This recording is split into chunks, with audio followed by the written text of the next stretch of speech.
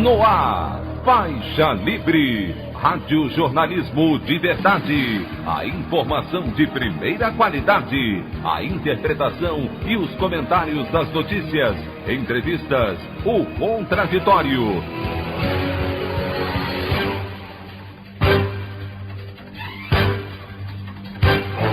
Tudo para aproximar você cada vez mais da realidade do Brasil e do mundo. Apresentação: Anderson Gomes. Supremo Tribunal Federal rejeita recurso e mantém acesso da defesa de Lula a mensagens vazadas de integrantes da Lava Jato. Petrobras confirma a venda de refinaria Landulfo Alves na Bahia pela metade do seu valor de mercado. Câmara dos Deputados inicia a discussão de projeto que prevê a autonomia do Banco Central e entrega nossa política monetária ao grande capital. Essas e outras notícias na edição desta quarta-feira, 10 de fevereiro do ano de 2021 do programa Faixa Livre.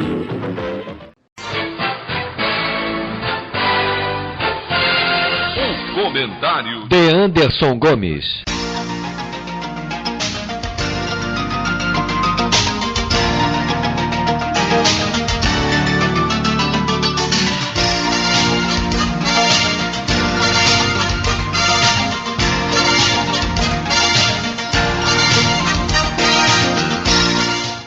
Bom dia, ouvintes.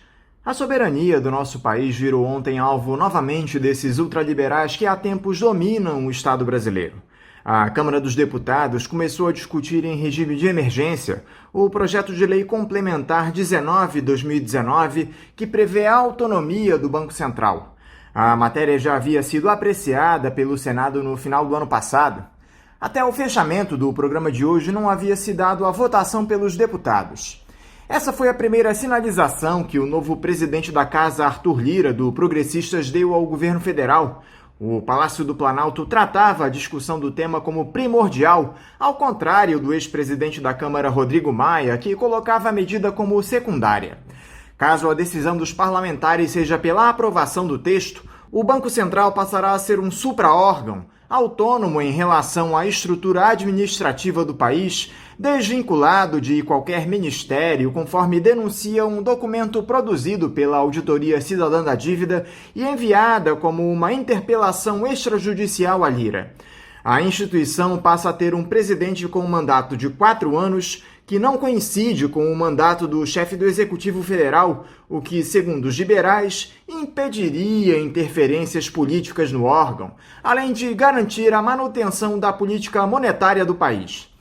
A grande questão é que, além de contrariar o artigo 61 da Constituição, já que esse tipo de lei complementar é de iniciativa privativa do presidente da República, a autonomia do Banco Central entrega à entidade responsável por supervisionar e regular o sistema financeiro ao controle justamente daqueles que o BC deveria fiscalizar, que são os bancos. Nós vamos nos aprofundar nesse tema nos próximos dias aqui no programa, mas eu gostaria de comentar também rapidamente algo que eu não cheguei a abordar ontem, uma outra ação atentatória da gestão Bolsonaro, dessa vez por intermédio da direção da Petrobras, que foi a venda na última segunda-feira da refinaria Landulfo Alves, na Bahia, para a empresa Mubadala Capital, com sede em Abu Dhabi, nos Emirados Árabes Unidos, pela quantia de 1,65 bilhão de dólares. Ela é uma das 8 refinarias colocadas à venda pela Petrobras em 2019, sob a alegação de que a estatal deve se concentrar em ativos de maior rentabilidade e a maior competitividade e transparência ao segmento de refino no Brasil. O detalhe é que a primeira refinaria nacional de petróleo, criada em 1950, foi entregue aos investidores internacionais pela metade do preço, de acordo com estimativa feita pelo Instituto de Estudos Estratégicos de Petróleo, Gás Natural e Biocombustíveis Eduardo Dutra, o INEP, da Federação Única dos Petroleiros. Segundo a FUP, o valor real da Landulfo Alves estaria avaliado entre 3 e 4 bilhões de dólares. É o Brasil, sob a gestão Bolsonaro, caminhando firme na sua trajetória de retrocessos, rumo à total dependência do capital estrangeiro. Afinal, o século XIX é logo ali. a opinião do Faixa Livre. Bandeirantes, 1360. Estamos apresentando Faixa Livre. Voltamos a apresentar Faixa Livre. Estamos de volta, ouvintes, com o início da edição de hoje do programa Faixa Livre, que tem na sua produção a jornalista Celeste Sintra, auxiliada pela também jornalista Natália Moraes, tendo no comando do áudio o Francisco.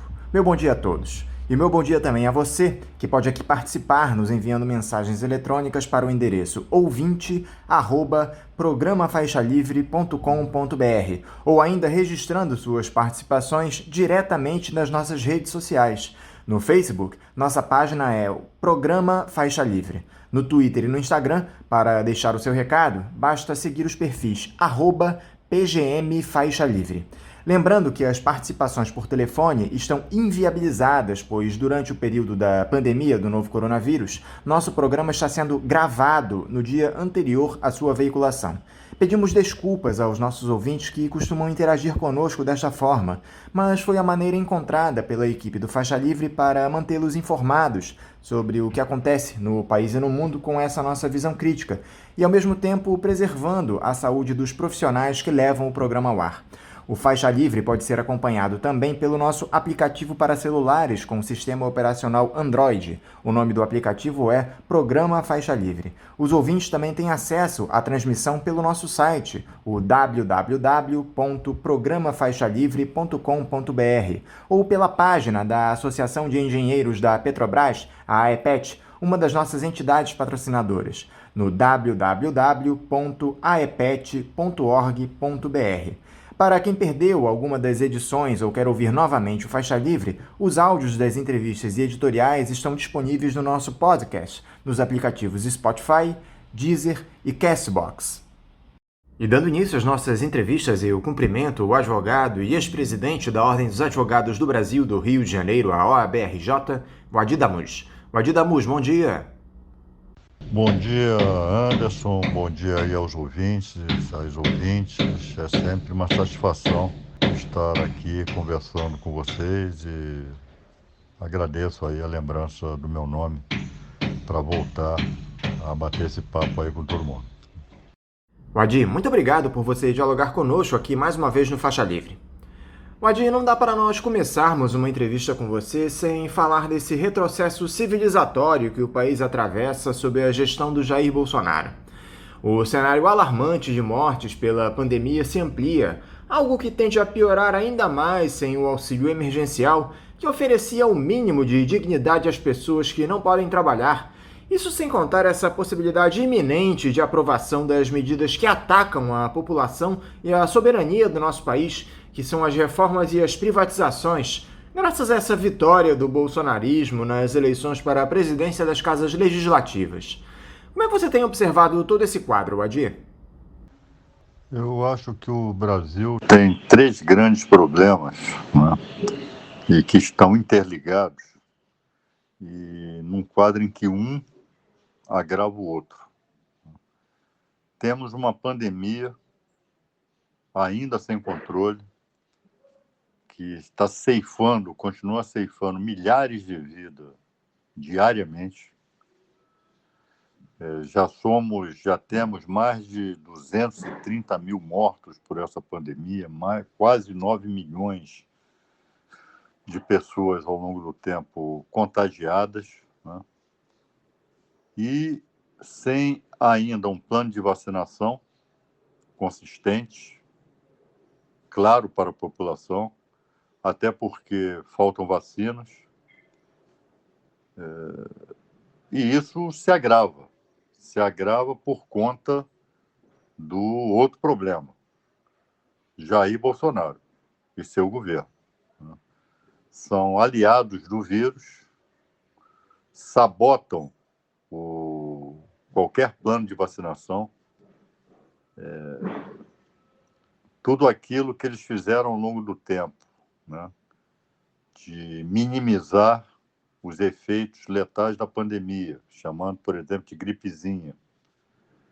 de menosprezar aqueles que eram contagiados, chamando-os de mariquinha, e tentando desmoralizar a vacina, engrossando o movimento negacionista, né?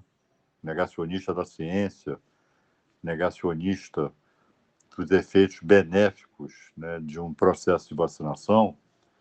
Tudo isso agrava esse quadro. O Brasil, ninguém nega que a pandemia, que o coronavírus é letal, né, que ele mata, que ele não escolhe classe, não escolhe cor, sai matando.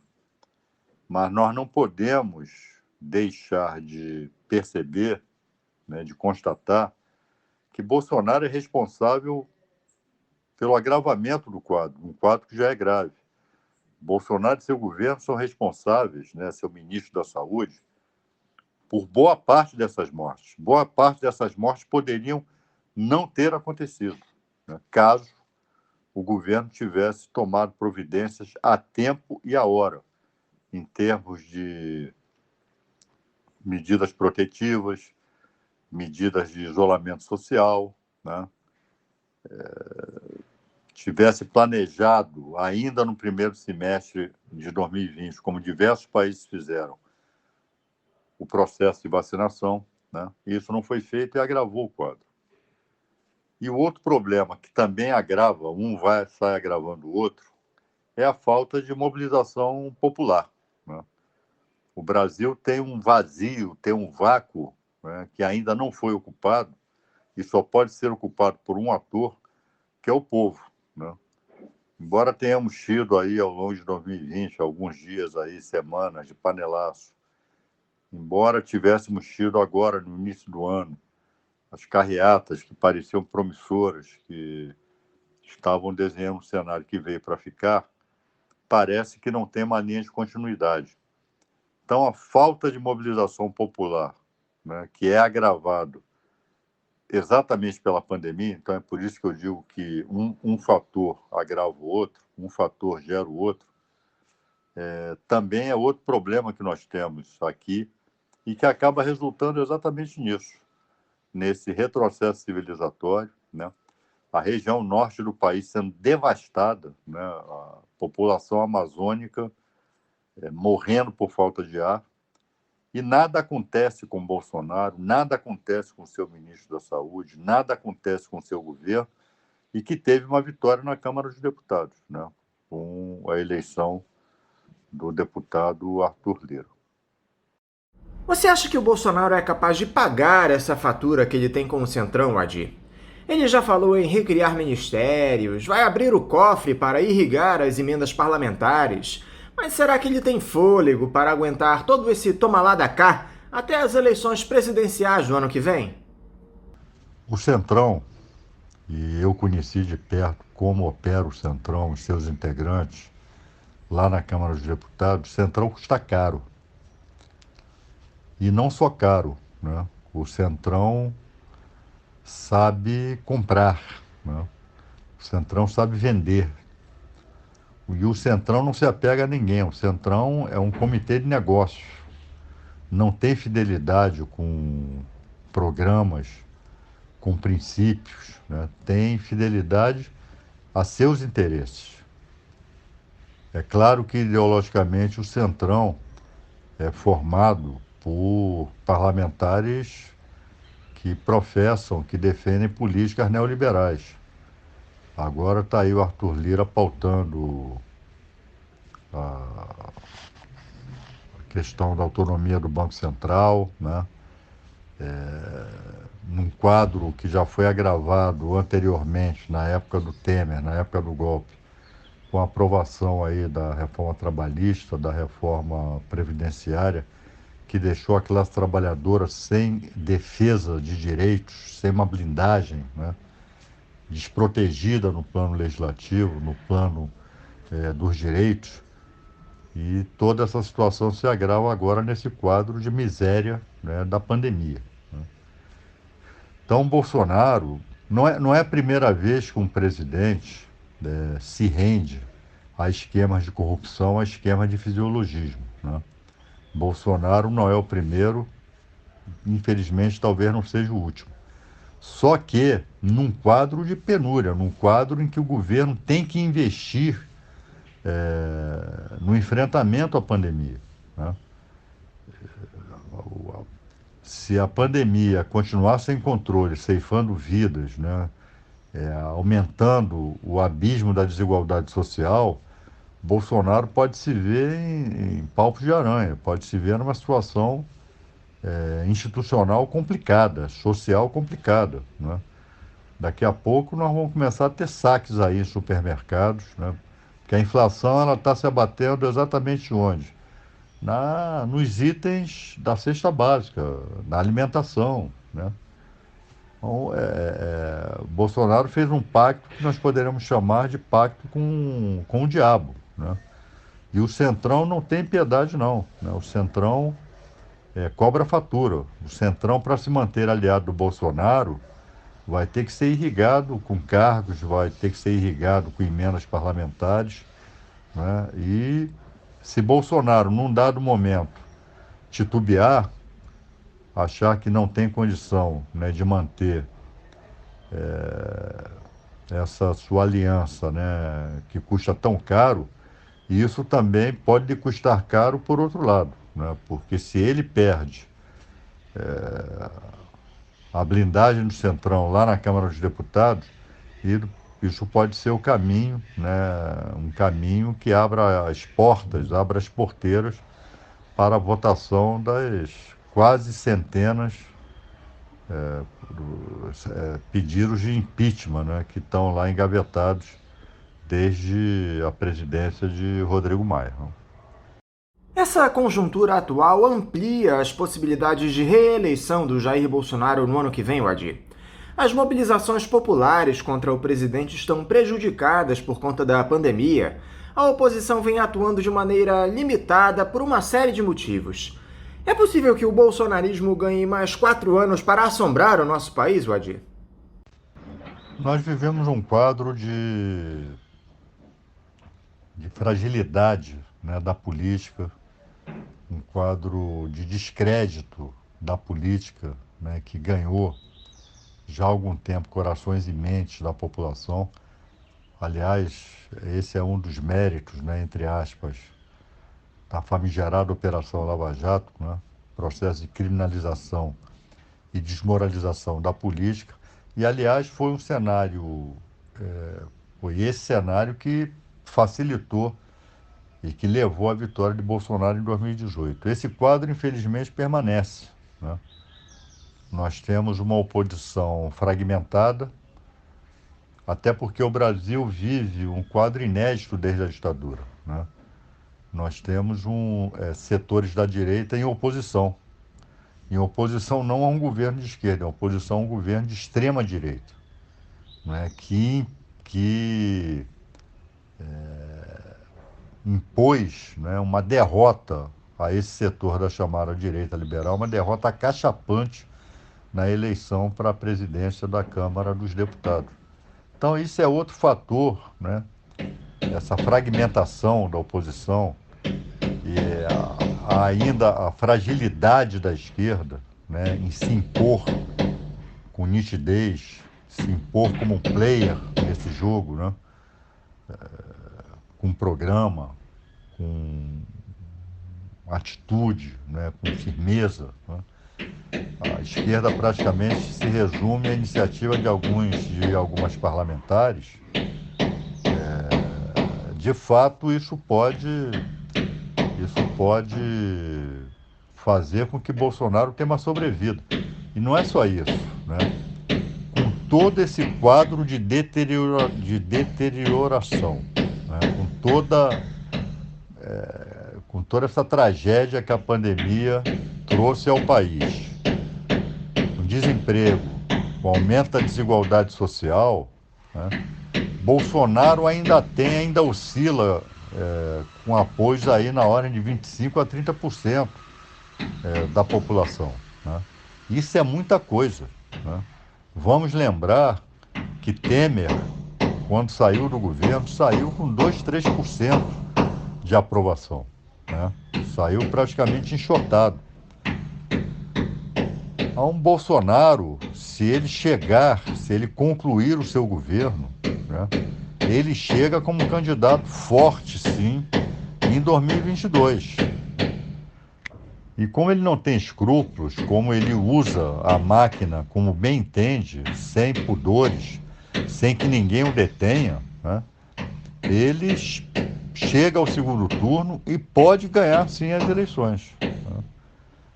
Então, acho que isso aí é um recado, um quadro, né, que, em relação ao qual a esquerda, as forças progressistas, têm que se debruçar, né? E se a esquerda for fragmentada para a eleição de 2022, corre o risco de nós irmos para o segundo turno, quer dizer, o povo brasileiro ir para o segundo turno, tendo que escolher entre a extrema-direita e a direita, né? O que para nós seria uma verdadeira tragédia. Dessa forma, né, ainda temos um caminho muito grande pela frente para desconstruir Bolsonaro e seu governo.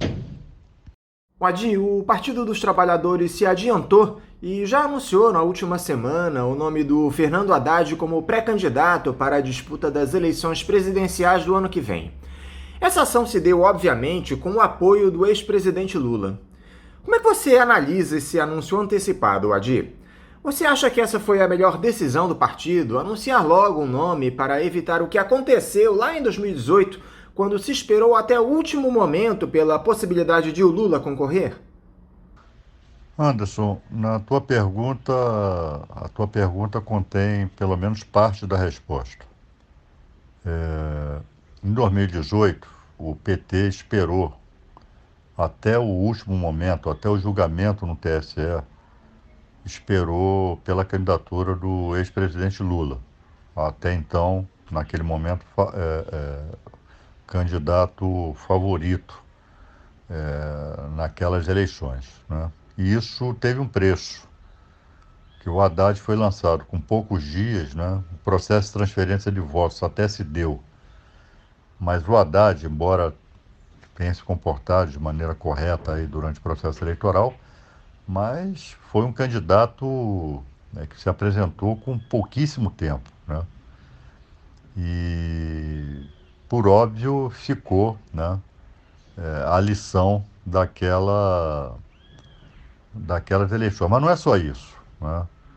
Nós temos que entender que o presidente Lula está travando no Supremo Tribunal Federal, está travando uma batalha crucial, né? Por mais que hoje a Lava Jato esteja desmoralizada, que Sérgio Moro, Dallagnol, né, e aquela turminha de Curitiba, a gangue de Curitiba, esteja desmoralizada, né, mas a imagem do presidente Lula foi muito comprometida com esse processo de perseguição midiático penal, né? Isso trouxe arranhões, né? Profundos, né, na imagem do presidente Lula. Então, mais... E o que está acontecendo agora? Ele está soltando o Haddad, né, até para que fique claro lá no Supremo, né, que ele não está colocando a candidatura dele acima de qualquer coisa, a qualquer custo, que ele pode não ser candidato. Quando ele solta o Haddad para fazer caravanas, para ir para as ruas, para viajar o país, ele também está querendo dizer, olha, não sou candidato a qualquer preço, né? O meu partido tem condições de oferecer outro nome, que não seja o meu, né? E sinaliza lá para os ministros do Supremo que ele pode não vir a ser candidato. Eu sei, né, e sei não por especulação, sei que a possibilidade de o Lula ser candidato assusta, né, as elites e assusta alguns ministros do Supremo Tribunal Federal, né, que até topam julgar inocente, até topam julgar Moro suspeito, mas não engolem a volta do Lula à presidência da República. Então é um jogo do xadrez político, acho que perfeitamente válido, né? Respeito o direito daqueles que criticaram, respeito o sentimento daqueles que criticaram, mas é uma crítica, do meu ponto de vista, equivocada, né? Eu não tenho a menor dúvida de que o PT, Lula, Haddad, enfim, estarão abertos a discutirem um programa em comum com a esquerda e abertos, inclusive, a discutirem uma candidatura única para a esquerda, que pode não vir a ser do PT. Mas o jogo agora, mexendo no tabuleiro do xadrez, acho absolutamente correto e não vejo como insensato, não. Agora, Wadi, por que a esquerda insiste em personificar a disputa pela presidência, ao invés de discutir um projeto político genuinamente progressista, que reduza as desigualdades e privilegie o trabalhador brasileiro da base da pirâmide, para depois sim escolher um nome de consenso? Eu entendo que, de uma certa forma, eu respondi essa pergunta ao responder a pergunta anterior, né? Entendo que uma coisa não inviabiliza a outra. O fato de o presidente Lula ter lançado o nome do Haddad como uma espécie de pré-candidato, que nem pré-candidato é, né? Nem candidato nem pré-candidato. O processo eleitoral ainda não foi aberto. Mas a pretensão, a possibilidade, ele lançou a possibilidade de o Haddad vir a ser candidato às eleições presidenciais de 2022, isso não inviabiliza a discussão de um programa em comum. Isso não significa que o PT está impondo o nome do Haddad a ferro e fogo, que Haddad será de fato o candidato do PT às eleições. Tudo isso está em aberto. Mas o fato de ter largado na frente, de ter se apresentado como possível candidato agora, mexe no tabuleiro e é bom que mexa. Nós estamos numa parmaceira, a esquerda está numa parmaceira, a oposição está numa parmaceira, né? Então isso mexe com o tabuleiro, isso obriga a mídia que de um tempo para cá, né, de alguns anos para cá, praticamente baniu o nome de Lula, o nome do PT, o nome de pessoas ligadas ao PT do seu noticiário, vai acabar obrigando a mencioná-lo, né? Então não vejo como incompatível, não acho que esteja se criando nenhum quadro irreversível, né, daqui para frente.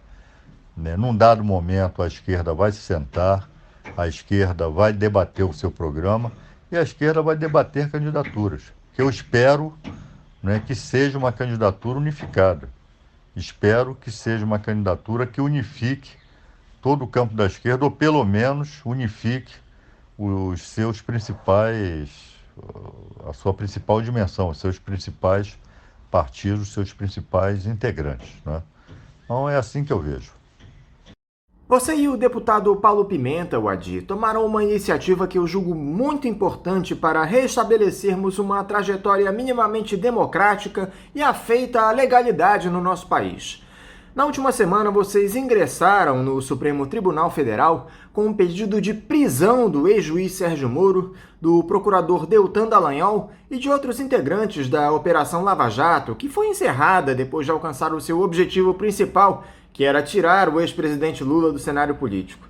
Essa notícia-crime que vocês protocolaram no STF aponta condutas ilegais dos integrantes da Operação Anticorrupção e se baseia naqueles diálogos revelados no âmbito da Operação Spoofing, aos quais a defesa do Lula teve acesso. Aliás, a segunda turma da Corte julgou ontem a decisão do ministro Ricardo Lewandowski de compartilhar as mensagens com a defesa do ex-presidente. O que você e o deputado Paulo Pimenta esperam dessa notícia-crime que protocolaram no Supremo, Wadi? Me parece que estão mais do que claros os prejuízos que essa figura nefasta que é o juiz Sérgio Moro e essa Lava Jato trouxeram ao nosso país. O que tem acontecido em relação à Lava Jato, a Lava Jato ela não existe mais, né? O que existe é o seu legado e o lavajatismo como prática de atuação policial, do Ministério Público e do Judiciário.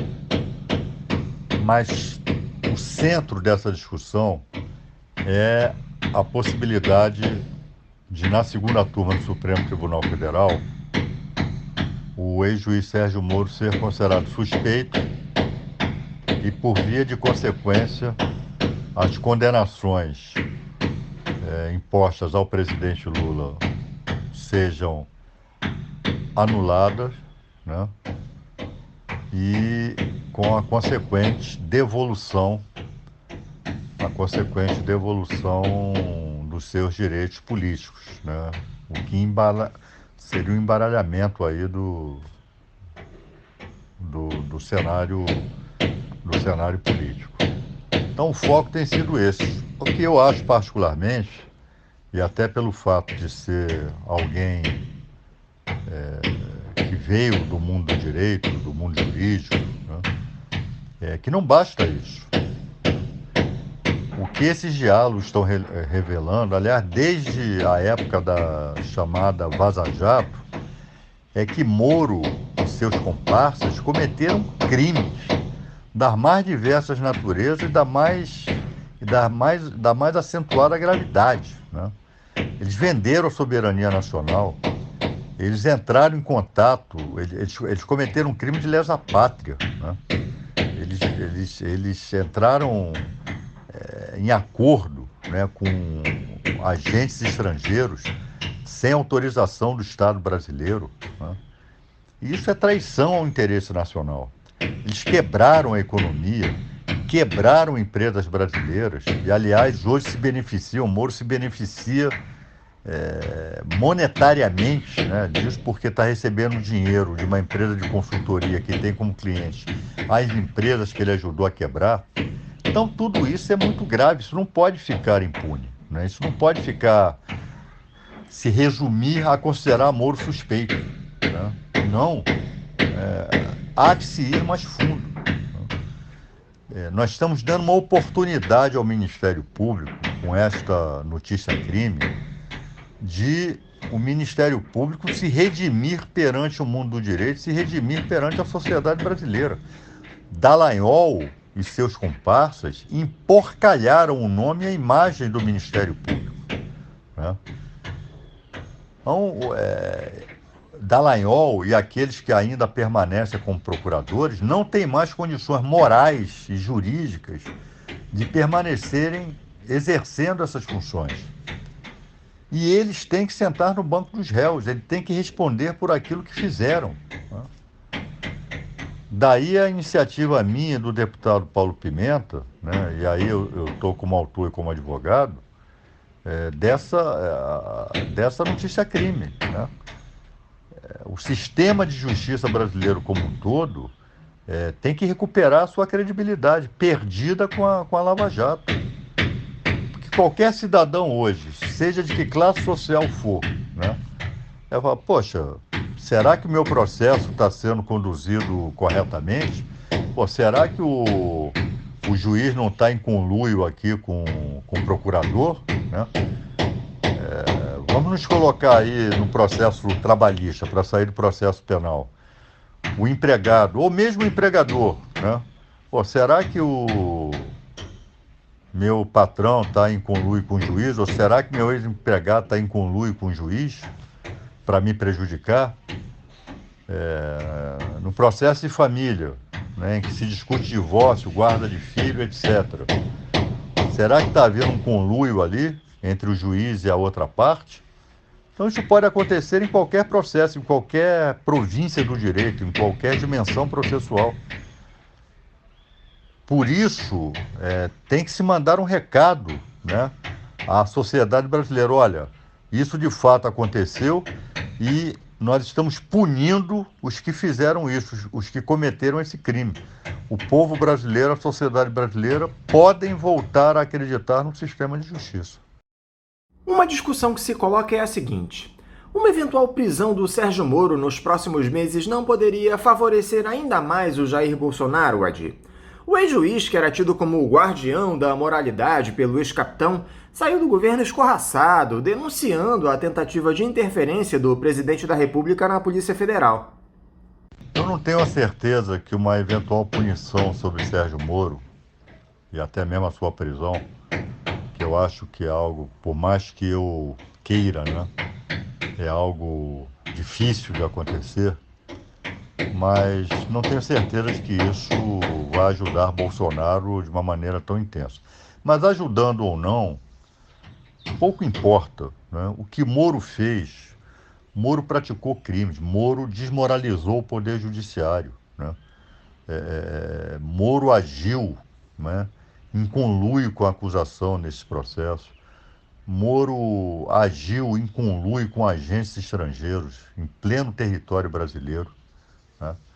Moro condenou pessoas sem prova, particularmente o caso do ex-presidente Lula, interferindo no jogo eleitoral, interferindo no resultado das eleições de 2018, que acabou beneficiando, né, o seu candidato, candidato dele desde a Lava Jato, né, Jair Bolsonaro.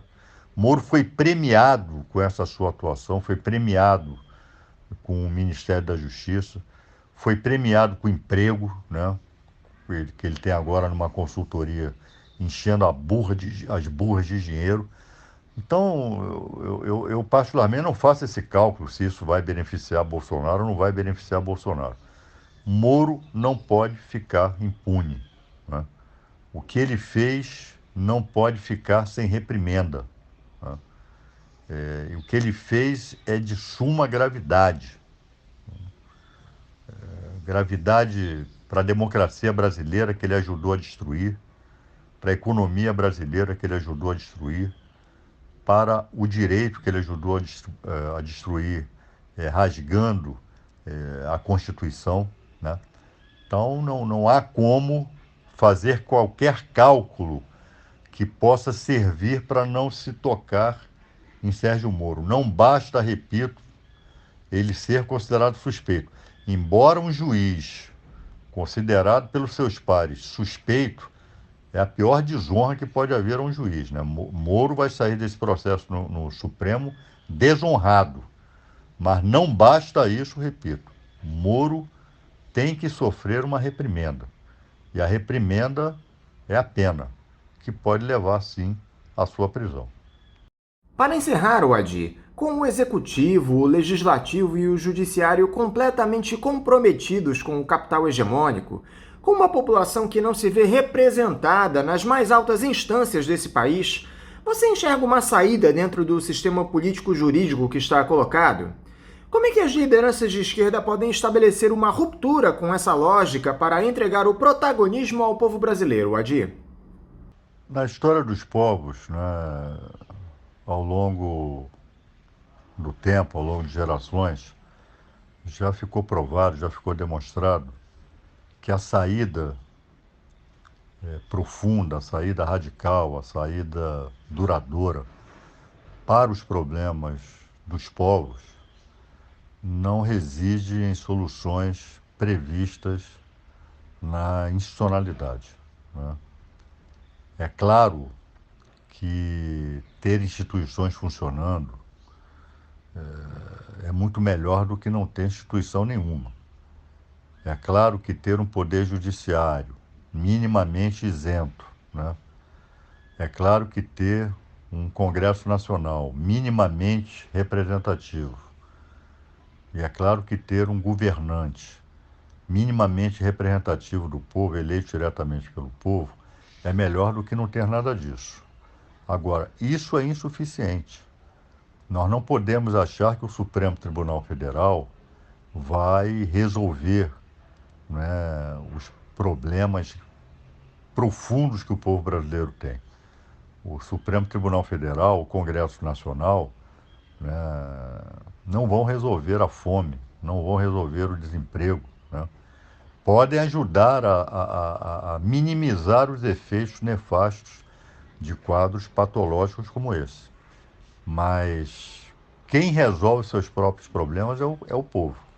É o povo com a sua atuação, é o povo na defesa de um projeto mais profundo, projeto de revolução social, projeto que estabeleça, né, a igualdade social como o seu norte, né, e que ataque problemas gravíssimos, são problemas, inclusive, problemas que dizem respeito à humanidade, né, questão do aquecimento global, questão do meio ambiente, né.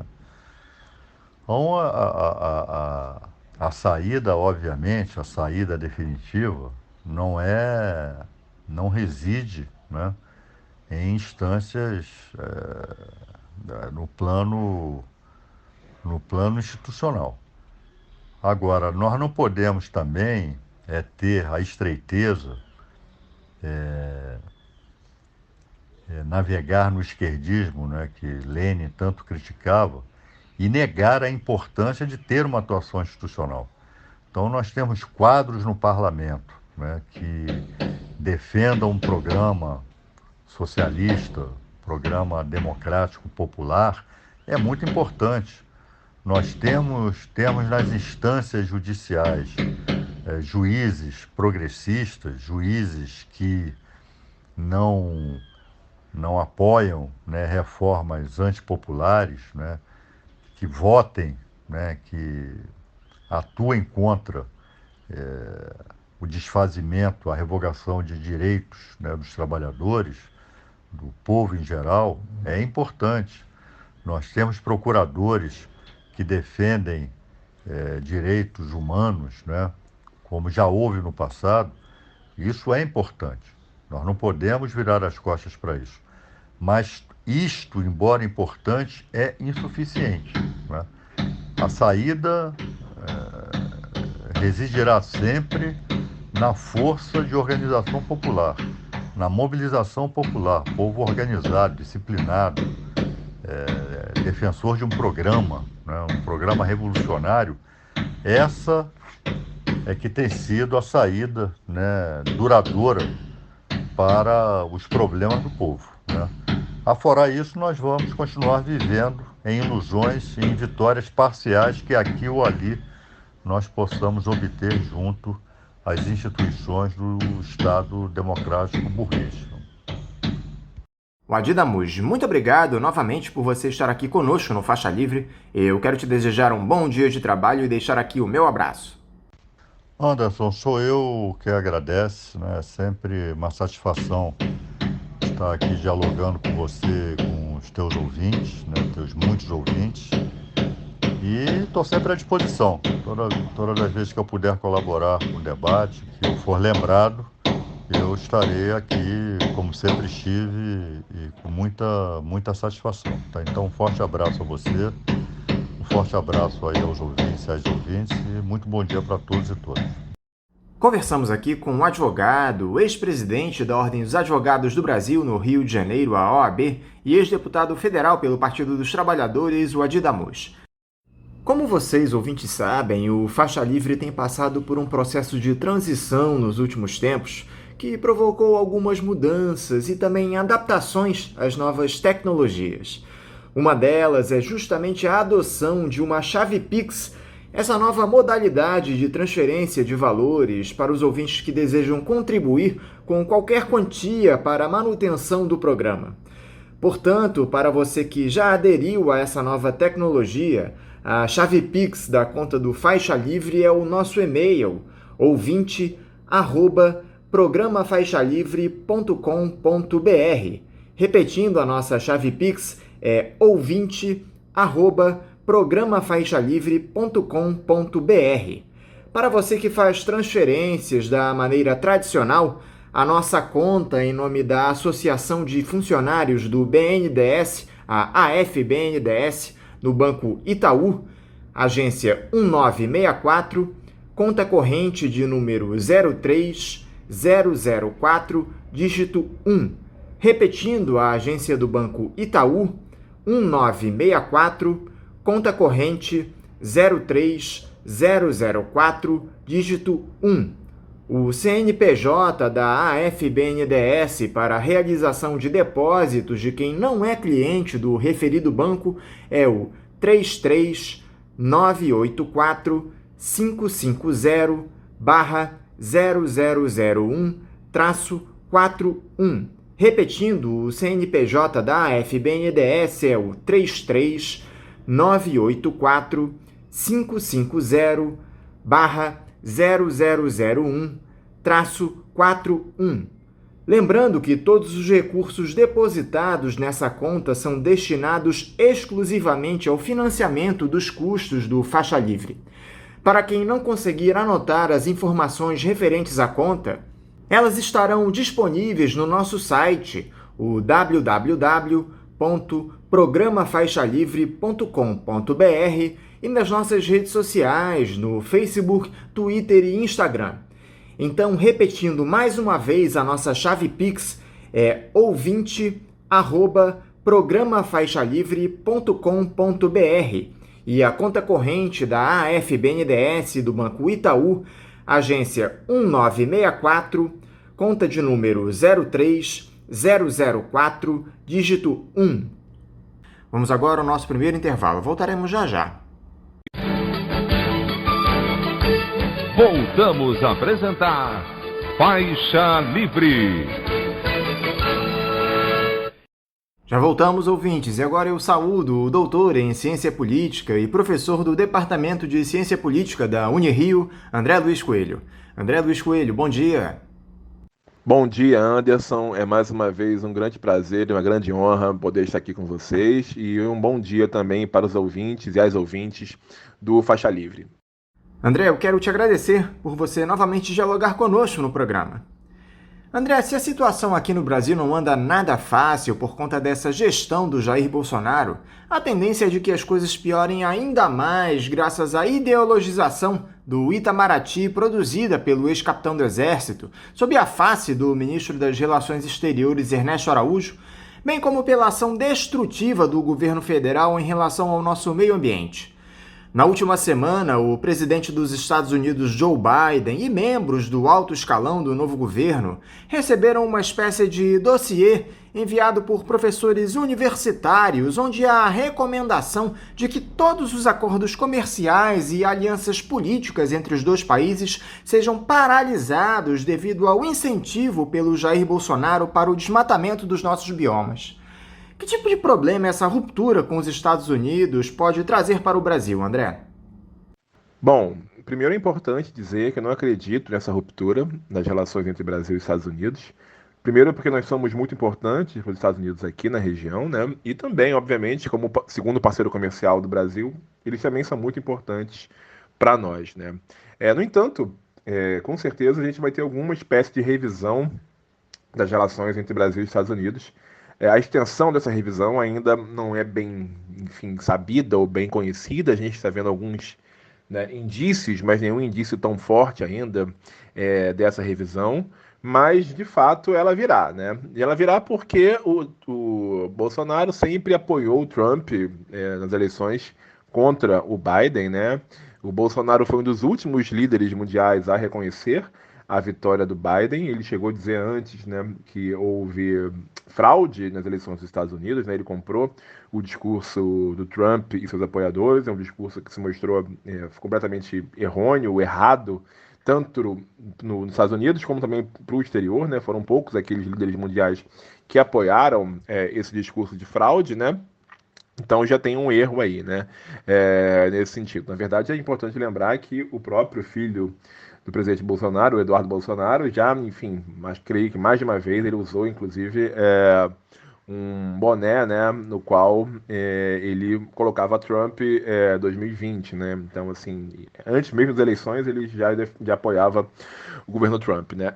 Mas, efetivamente, a pressão aumenta, né? A pressão aumenta contra o Brasil, né, dentro dos Estados Unidos, por conta de uma revisão, como eu falei para vocês, dessas relações, né? Essa revisão ela vem majoritariamente em duas áreas, né? A área ambiental e a área dos direitos humanos, né? O governo Biden, né, os democratas, de um modo geral, né, eles batem muito nessas duas teclas, né? A área ambiental e dos direitos humanos, né? E também na defesa da democracia, né? Então, é justamente nessa área de direitos humanos, defesa da democracia, que esse documento de 31 páginas enviado para o Biden, né, por uma série de prestigiados acadêmicos dos Estados Unidos e uma série de outros organismos com sede nos Estados Unidos, né, importantes organismos também, organizações importantes, né, esse documento, ele coloca em xeque, né, o papel de Washington como um parceiro confiável na luta pela proteção e expansão da democracia, se mantiver as relações com o Brasil da maneira como eles estão, né? Então, na verdade, a ideia de que a ideia de pressionar Washington justamente para uma paralisação das relações com o Brasil, no intuito de pressionar o governo brasileiro a fazer uma revisão da sua política externa e também da sua política doméstica, né? No que diz respeito especialmente à proteção à democracia e dos direitos humanos, né? É interessante mostrar que esse documento ele foi revisado também pelo gabinete de 2 parlamentares próximos a Biden, né? A deputada Susan Wild, do Comitê de Relações Internacionais, e o deputado Raul Grijalva, presidente do Comitê de Recursos Naturais, né? Eles revisaram o documento antes do envio. Então, na verdade, existe uma atuação conjunta desses acadêmicos, né? Desses acadêmicos dos Estados Unidos, né? Acadêmicos que atuam numa rede de proteção para a democracia no Brasil, é chamada uma rede de proteção de democracia no Brasil, dessas organizações internacionais, né? Ligadas ao meio ambiente, ligadas à proteção à democracia, e especialmente também uma organização, uma relação, né, uma conexão com parlamentares contrários ao governo Bolsonaro, né? Então você vê que são grandes forças, inclusive forças ligadas ao Greenpeace ou ao Amazon Watch, dentre outras, né, que efetivamente pressionam o governo para essa revisão. A gente não teve claramente uma resposta do governo dos Estados Unidos sobre esse documento, mas a pressão só aumenta contra o Brasil. É muito evidente, André, que a saída do Donald Trump da presidência dos Estados Unidos pôs fim a esse absurdo alinhamento automático entre os 2 países que o Jair Bolsonaro defendia. Como você já pontuou na questão anterior, o Brasil ainda sofre de uma enorme dependência do país da América do Norte. É algo que está posto há décadas. Você vê alguma possibilidade de nós reduzirmos essa dependência ao imperialismo estadunidense nos próximos anos? Olha, Anderson, possibilidade nenhuma. Na verdade, os últimos governos, né, dos últimos 20 anos, né, estou falando especialmente dos governos redemocratização, buscaram, né, com o multilateralismo, né, e com o globalismo, né, justamente o aumento de parceiros diplomáticos e comerciais do Brasil, né? Essa chamada diversificação, né? Se você tem um alinhamento automático dos Estados Unidos, por exemplo, em alguns momentos da ditadura militar, especialmente no início da ditadura depois do golpe de 64, você tem uma revisão, né, dessas relações de alinhamento automático com os Estados Unidos já no final da ditadura militar, especialmente do governo Figueiredo. Já no governo Figueiredo você tem o início do que nós chamamos de globalismo. Então é interessante mostrar que até mesmo os governos militares entenderam, né, em seu fim, né, a importância de não ter os Estados Unidos como principal parceiro e quase que exclusivo parceiro do Brasil, né, que na verdade esse alinhamento automático não trazia os ganhos necessários e desejáveis para o país, né. Então, desde então, com a redemocratização, cada presidente tenta ampliar o número de parceiros, né, no plano internacional. E isso chega, na verdade, ao paroxismo, né, ao aumento do governo Lula, né? Então, o multilateralismo do governo Lula, ele realmente tenta e busca, especialmente, aumentar o número de parceiros e iniciar uma série de atividades de cooperação, né? Nesse momento, por exemplo, que você tem uma das principais iniciativas, né, que é a instituição dos BRICS, né? Então, o Brasil buscava justamente, em termos estratégicos, geopolíticos, né, ampliar esse número de parceiros, né, diversificar esses parceiros para diminuir a sua dependência dos Estados Unidos, né. Então esse era um movimento muito interessante, um movimento que deu certo em vários momentos, né, dessa nossa história recente, mas, no entanto, esse movimento que datava de mais de 30 anos, de quase 40 anos, né, de diversificação de parceiros, simplesmente foi abortado pelo governo Bolsonaro, né,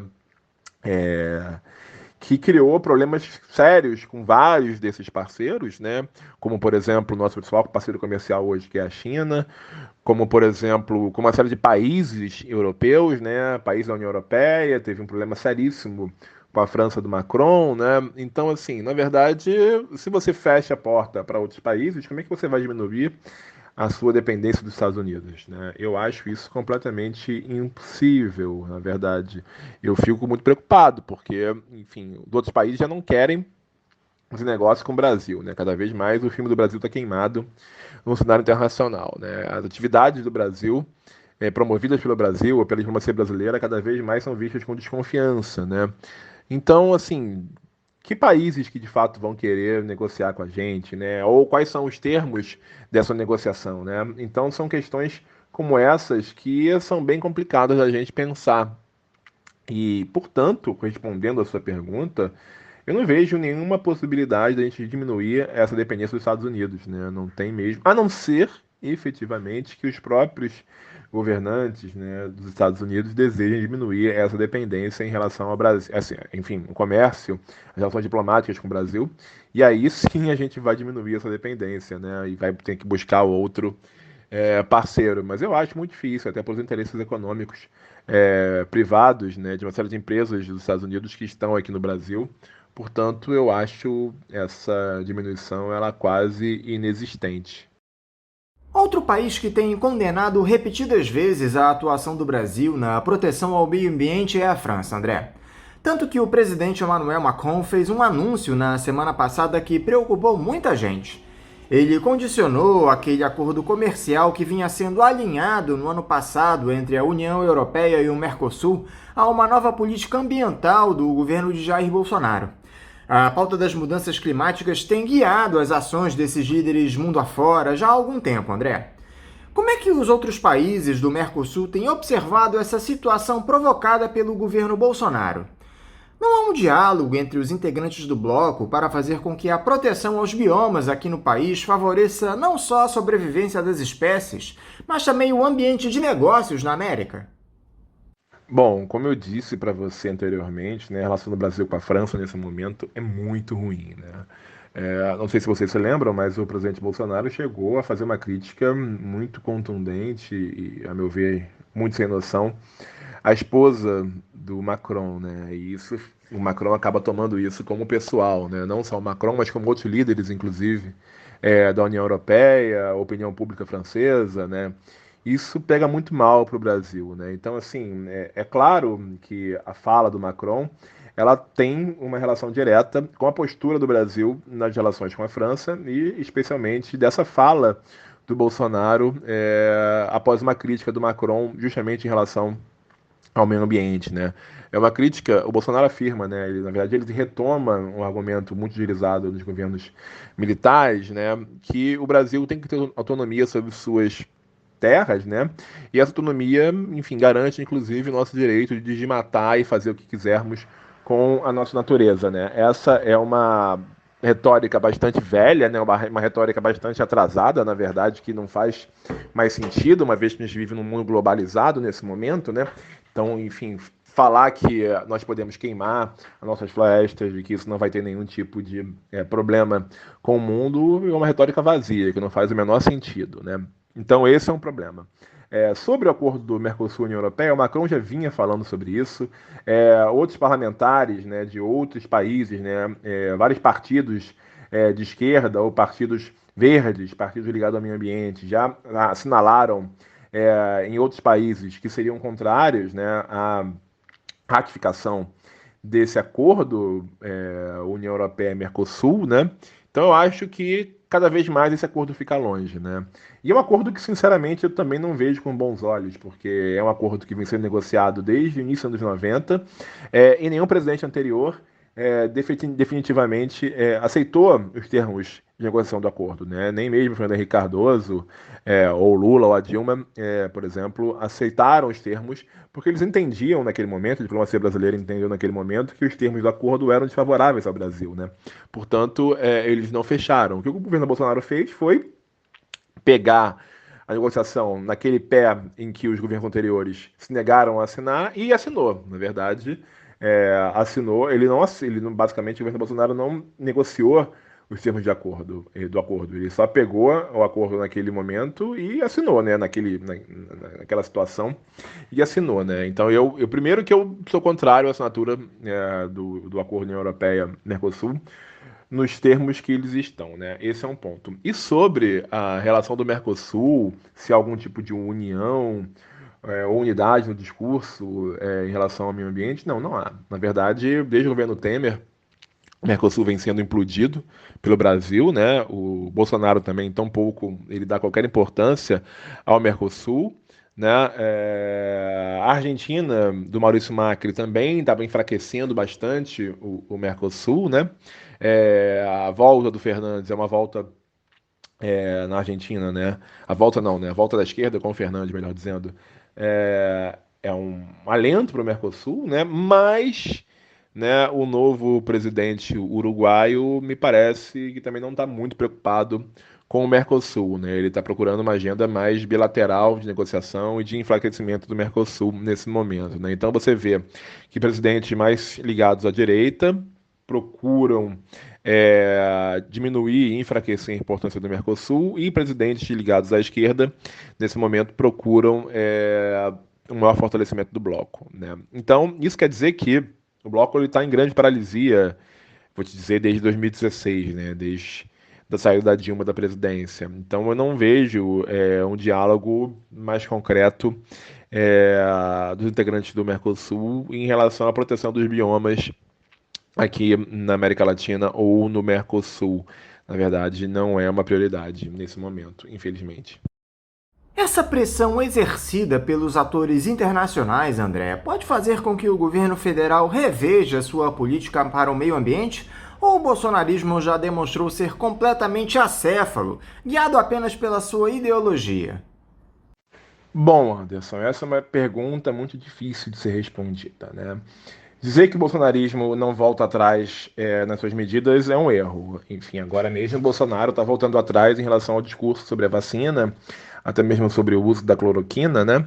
Que eram, enfim, pautas que ele defendia ferrenhamente, mas que teve que mudar, né? Em razão da mudança de conjuntura, né? E dos dados e das milhares de mortes e dos milhões de infectados no Brasil, né? Então, uma revisão foi necessária, né?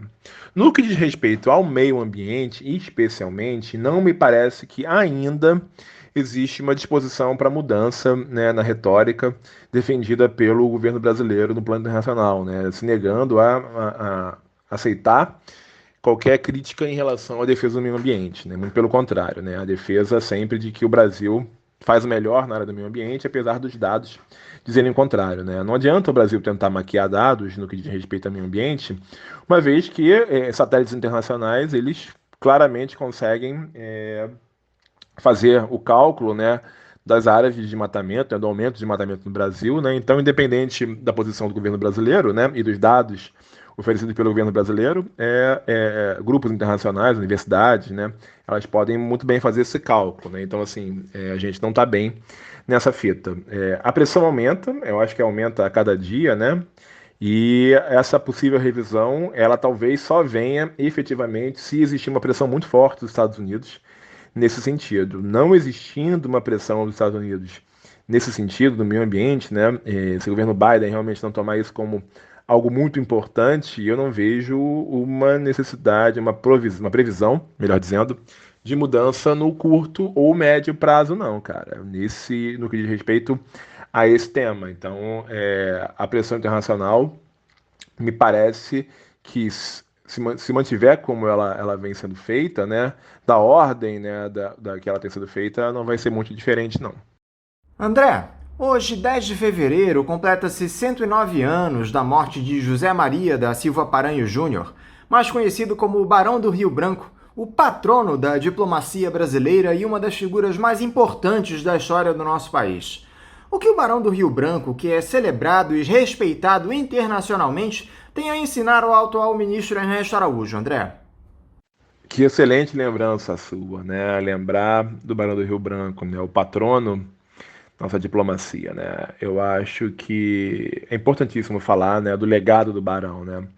O Barão, ele, enfim, desenha, né, a diplomacia brasileira do século XX, né? Ele organiza nossa diplomacia, né? Ele torna nosso serviço muito mais profissional, né? Ele é muito conhecido por conseguir, né, organizar nossas fronteiras também, né?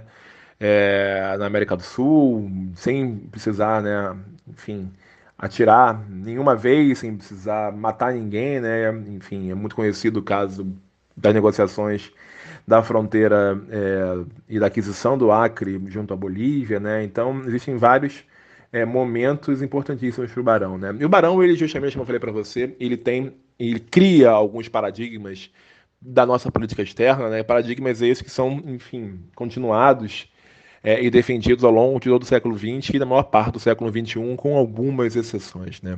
Então você fala, me pergunta, né, como é que ele poderia ensinar o ministro chanceler Ernesto Araújo, né?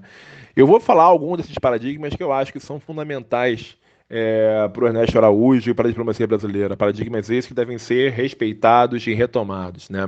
Dentre eles estão o princípio da autodeterminação dos povos, né, e da não intervenção dos assuntos internos em outros países, né? Esses eram princípios muito importantes para o Barão do Rio Branco, né? E princípios esses que, infelizmente, foram desrespeitados no governo Bolsonaro, né? O governo Bolsonaro se intromete em assuntos internos, assuntos domésticos de outros países, se intromete nas eleições de outros países, né?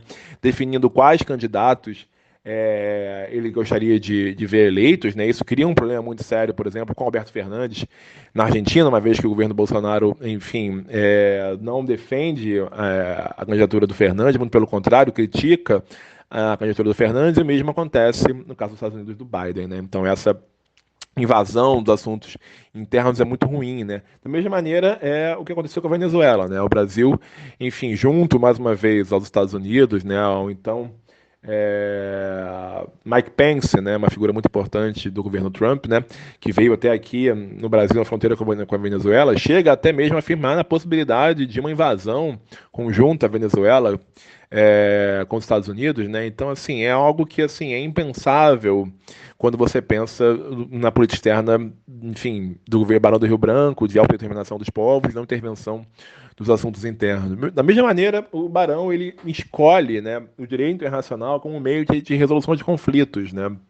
O Brasil tem um histórico muito bonito de grandes figuras do direito internacional, né? E o Brasil entende, uma vez que nós não temos capacidade militar, né, para sermos uma potência militar, né, e por isso dissuadir nossos adversários de maneira militar, né? Então por isso a gente vai acabar perdendo boa parte das contendas, né, por não termos justamente essa grande força militar, que o direito internacional, né, seria justamente o locus, né, o ambiente para que nós pudéssemos ampliar nossas vitórias, né? Só que entender, né, o direito internacional como instrumento, né, de negociação da diplomacia brasileira significa entender, né, o multilateralismo e significa entender a adesão a esses organismos internacionais, tais quais a OMC, tais quais a ONU, né, a OMS. E esses organismos multilaterais, né, esses organismos internacionais, eles foram duramente criticados pela diplomacia do Ernesto Araújo, né, da mesma maneira que foram criticados pelo governo Trump, né? Então, esse tipo de atuação é muito ruim para o Brasil e, nesse sentido, mais uma vez, enfim, dos vários caracteres e legados do governo do Barão do Rio Branco, da diplomacia do Barão do Rio Branco, que são basicamente hoje negados. Mudando de assunto, André, eu queria abordar com você mais um aspecto dessa troca de presidente lá nos Estados Unidos ocorrida no mês passado. Com a chegada do Joe Biden ao poder, como é que você enxerga a Rússia inserida hoje no cenário internacional? O líder estadunidense andou mandando uns recados para o Vladimir Putin nos últimos dias. Veja bem, se tem um país que a gente não pode nunca perder de vista é a Rússia, né? Ainda mais a Rússia do Vladimir Putin, né? Ele agora mesmo, né?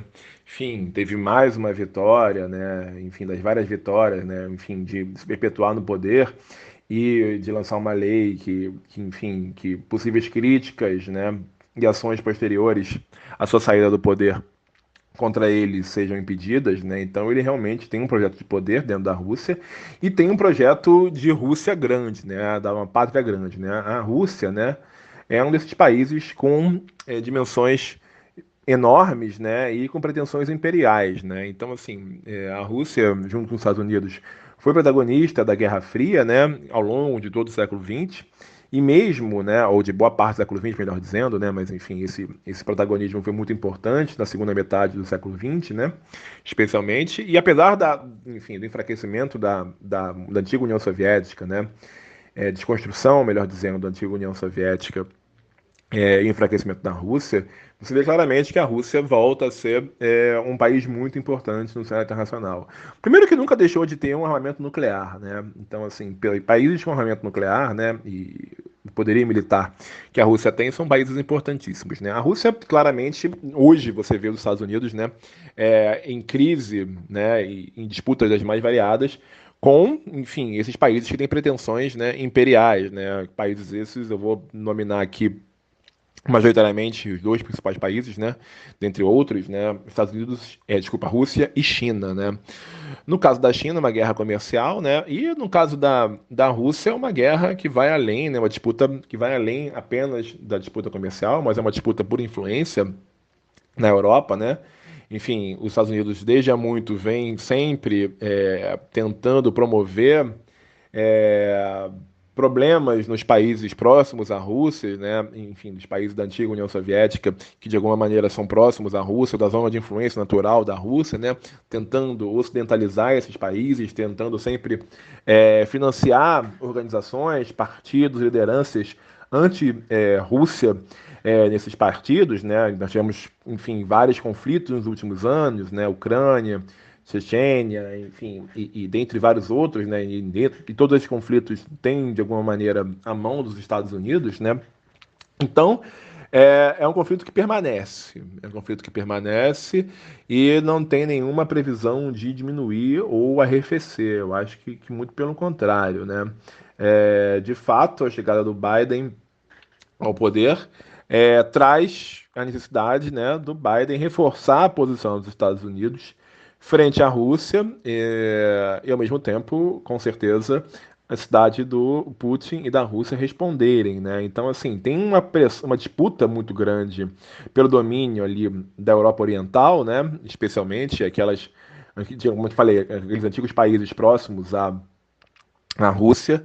Então, é uma agenda que vai permanecer para os próximos anos, da mesma maneira que, enfim, existe uma ação concreta, né, da Rússia nos Estados Unidos, né, enfim, muito se disse, por exemplo, da atuação, né, de espiões russos, né, na eleição do Trump, né, então, assim, seria uma atuação muito concreta, efetivamente, nas eleições dos Estados Unidos, né, então é uma disputa que, apesar de não ter ainda a pressão, né, o medo e a importância que tinha da Guerra Fria, da iminência, né, melhor dizendo, de uma guerra nuclear, é uma disputa, enfim, que ainda vai se manter por muito tempo. André, nós tivemos no domingo as eleições presidenciais lá no Equador e os resultados mostraram a necessidade de realização de um segundo turno, que terá a participação do candidato Andrés Arauz, do União pela Esperança, apoiado pelo ex-presidente Rafael Correa e que saiu vitorioso das urnas, contra Yacu Pérez, do partido Pachacutic, e que é integrante da Confederação de Nacionalidades Indígenas do Equador. O que você espera desse segundo turno, André? O Andrés Arauz pode sair vitorioso?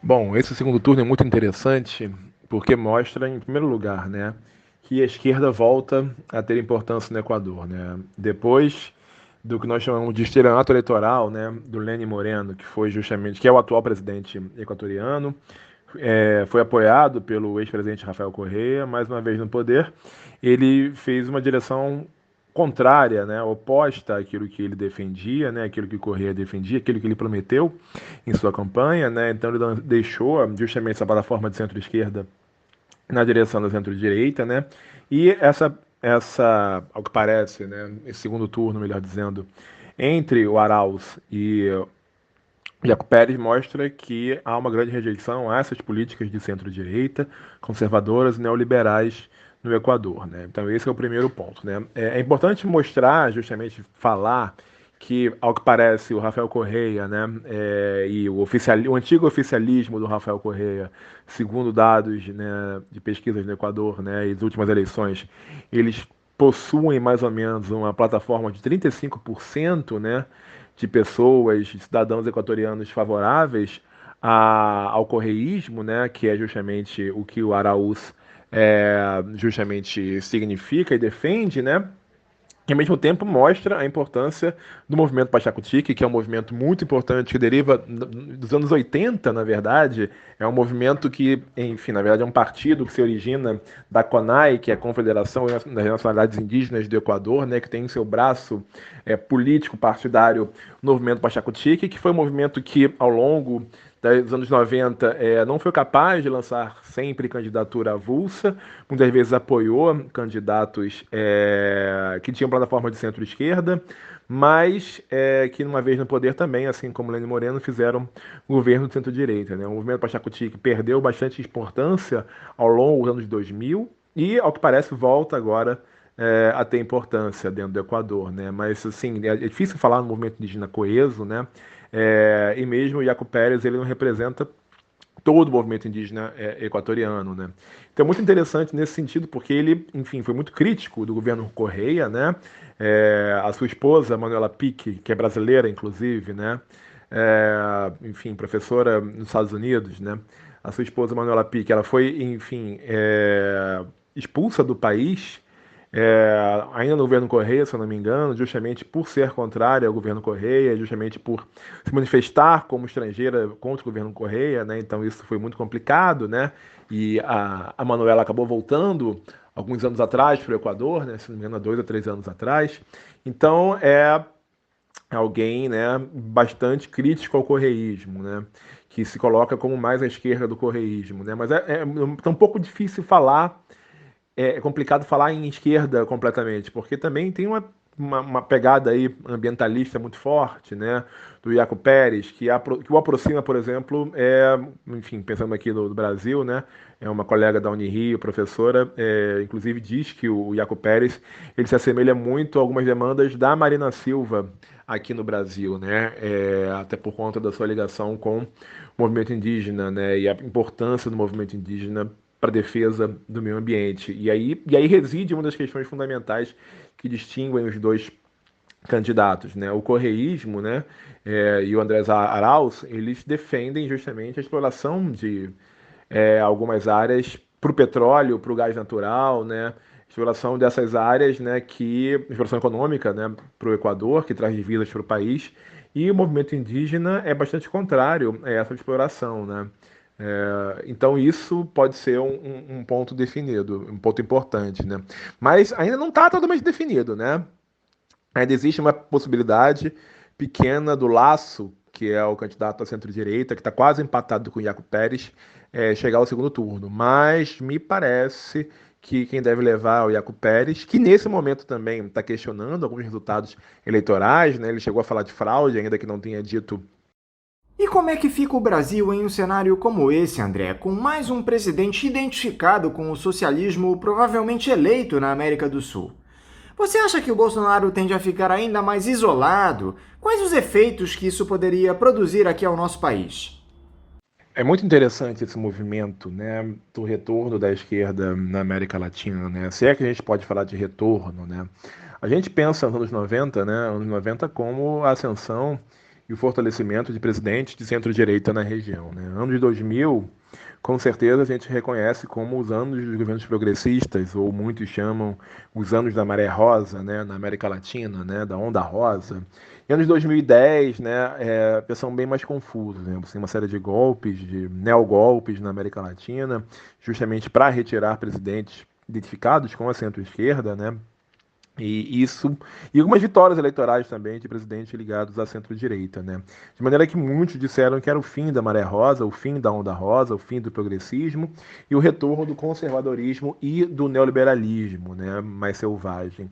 Contudo, não é bem assim, né? A gente tem, por exemplo, na Bolívia, depois do golpe que levou a Janine Áñez ao poder, né, e a saída do Evo Morales do país, inclusive, você tem de novo, né, eleição de um candidato próximo ao Evo Morales, né, um ex-membro do seu ministério, né, e o retorno do Morales ao país. A gente tem também na Argentina, né, a vitória do Alberto Fernandes e a volta do kirchnerismo, né, na Argentina, depois dos anos desastrosos do Macri, né? E agora, né, depois, como eu falei ainda há pouco, depois dos anos de estelionato eleitoral, né, de governo centro-direita do Lenin Moreno, né, você tem um retorno, com certeza, da centro-esquerda via correísmo ou via movimento Pachacutic à região. Isso me parece, mais uma vez, que aumenta, sim, o isolamento do Bolsonaro na região. O Bolsonaro já não vem bem, né? A sua diplomacia, como a gente conversou no início da entrevista, ela não está boa, né? Ela não faz nenhum grande aceno para a região. Muito se falou na conclusão do ProSul, né? Enfim, e de uma unidade de presidente centro-direita na região. Essa unidade, essas iniciativas de integração ideológica, elas não saem do papel, né? Mas, no entanto, também não dá para dizer que é um isolamento como um todo, né? Por exemplo, essa semana, o Luiz Lacalle Pou, né, atual presidente do Uruguai, ele efetivamente se encontrou com o Bolsonaro, né? Ele foi até Brasília, né? E ele é um presidente de centro-direita, né? Esse encontro, né, não foi tão noticiado assim pela mídia, mas mostra sim uma aproximação entre o Brasil e o Uruguai, né? Muitos analistas entendem isso justamente até como uma aproximação para enfraquecer o Mercosul, né? Como a gente tinha conversado também algumas perguntas atrás, né? Mas eu vejo, Anderson, com toda certeza é o maior isolamento do Bolsonaro, da política externa mais ideológica, contrária, né, à esquerda e à integração latino-americana, as iniciativas integracionistas latino-americanas nesse sentido, né? Então, lembrando que o Bolsonaro, ele basicamente retirou o Brasil de todas as iniciativas que promoviam a integração latino-americana, enfraqueceu o Mercosul, né? Então, de fato, uma das questões que difere muito a esquerda e a direita na região, né, entre as várias questões que diferem presidentes e governo de esquerda e direita, reside no fato de que a esquerda busca sempre iniciativas integracionistas regionais, né? Enquanto a direita ela atua, como a gente chama, pelo regionalismo aberto, né? Ela atua muito mais a partir de iniciativas muito mais bilaterais, né, ou individuais do que iniciativas integracionistas regionais, né?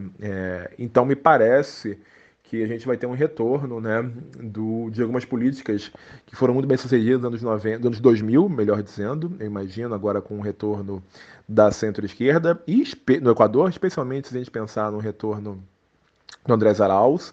Então a gente vai ter provavelmente uma reaproximação entre Bolívia e Equador nesse sentido, e eventualmente também entre Bolívia, Equador e Venezuela também, né, que ficaram um pouco mais distintos, né, e talvez uma diminuição do isolamento que estava ocorrendo até então com a própria Venezuela do Maduro, né. Então isso também é muito interessante para reposicionar não só o Brasil, mas também a Venezuela nesse sentido. André Luiz Coelho, muito obrigado por você novamente conversar aqui conosco no programa. Eu quero te desejar um ótimo dia de trabalho e mandar também um forte abraço.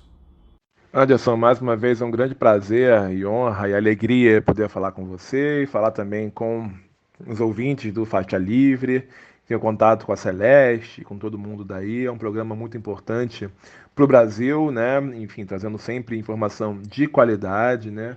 Informação com muita profundidade, né? Indo muito além das análises, muitas vezes rasas da grande mídia.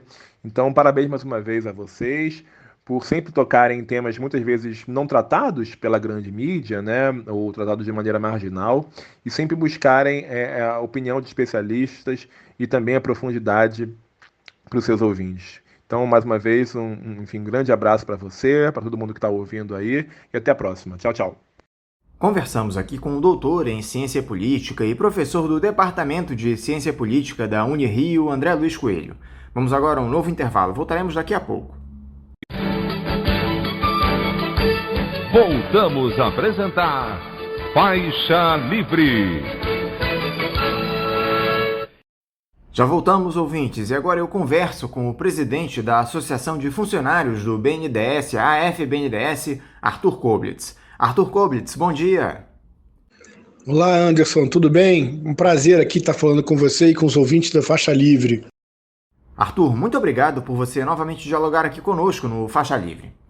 Arthur, eu queria começar o nosso bate-papo hoje te parabenizando pela sua eleição como representante dos empregados do BNDES no Conselho de Administração do banco. Você teve 858 votos dos 1.188 eleitores, uma vitória contundente que, mais do que nunca, legitima a sua atuação em prol do sucesso do BNDES enquanto instituição na defesa dos interesses coletivos e reafirma a confiança dos seus pares no seu trabalho. Como é que você recebeu essa votação expressiva, Arthur? E fala aqui pra gente, por favor, quais são seus planos no Conselho de Administração do banco. Parabéns mais uma vez. Bom, muito obrigado por tudo que você disse aí, né, da eleição. Sim, eu fiquei muito feliz com essa vitória, né? É um trabalho, eu acho que ele é fruto de um trabalho que eu tenho desenvolvido à frente da Associação dos Funcionários do BNDES já há 4 anos e meio. E eu acho que essa eleição foi um reconhecimento importante desse trabalho. Acho também que eu apresentei uma agenda, né, de questões para minha atuação no Conselho, que são questões que hoje preocupam muito os empregados do banco, né? Essa atual administração tem como duas das suas missões principais vender as ações, reduzir drasticamente a BNDESPar. A gente às vezes imagina que eles pretendem, inclusive, acabar com a BNDESPar, acabar com a carteira de ações da BNDESPar e acelerar a devolução, né, dos empréstimos, a antecipação do pagamento, né, dos empréstimos que foram feitos ao BNDES, empréstimos de longo prazo pelo Tesouro Nacional. E a gente já falou aqui em outras oportunidades no programa, esses pagamentos antecipados são uma violação, né, da Lei de Responsabilidade Fiscal, mas eles foram abençoados pelo TCU, então já ocorreram vários dessas antecipações de pagamento, e o atual governo quer dar uma acelerada nesse processo, né? Havia um procedimento de como é que esses pagamentos, essas antecipações deviam ser feitas, né? Esperando que houvesse retorno dos empréstimos que foram feitos com esses recursos, mas eles querem acelerar isso. Para permitir isso, eles tocam essa agenda de venda, né? Que a gente chamou de liquidação da carteira de ações da BNDESPar.